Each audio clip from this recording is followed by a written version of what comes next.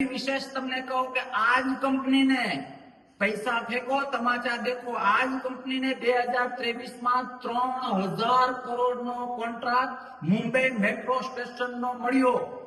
3000 करोड़ नो कॉन्ट्राक्ट अने ए पछी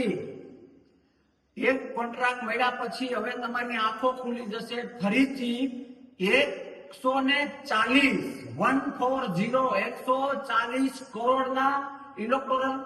बोर्डे લે છે मतलब 140 કરોડ ફરીથી બીજેપી ને આપે છે ભ્રષ્ટાચાર કરે છે લોકશાહી દેશ અને નાગરિકો ઉપર ભલે જોખમ વધે પણ અમે તમને આપતા રહીશું તમે અમને કોન્ટ્રાક્ટ આપતા રહીશું આવી કંપનીને ભાજપ કોન્ટ્રાક્ટ આપે છે 5 કરોડ પહેલા આપ્યા પછી 20 કરોડ પછી 140 કરોડ આ રીતના આપતા રહીએ અને કોન્ટ્રાક્ટ લેતા રહીએ જે પ્રતિષ્ઠિત અને દેશપ્રેમી કંપનીઓનું જે થવાનું હોય થાય ભાજપ એવા લોકોને કોન્ટ્રાક્ટ આપે કે જે ભાજપને ફંડ આપે છે ચૂંટણી ફંડ આપે છે લોકોને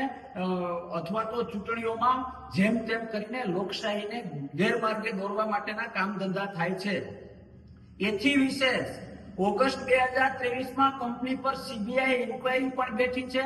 સીબીઆઈ વાળી નો જે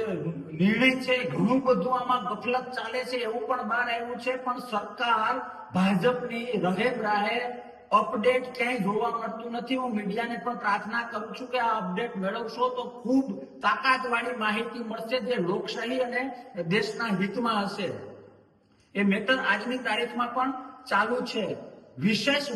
भयंकर बाबत ए छे के 2024 मां न्यूक्लियर युनिट माटे पण आ कंपनीने कॉन्ट्राक्ट आप्यो छे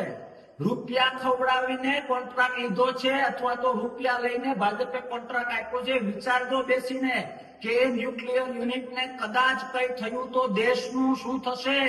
વિસ્તારોનું શું થશે હવે મુખ્ય વાત મારે એ કરવી છે કે જેતપુરમાં જે ઝેર રોકવામાં આવે છે સાડી ઉદ્યોગ દ્વારા જેતપુર અને એની આસપાસનો ખેડૂતોએ વિરોધ કર્યો એટલા માટે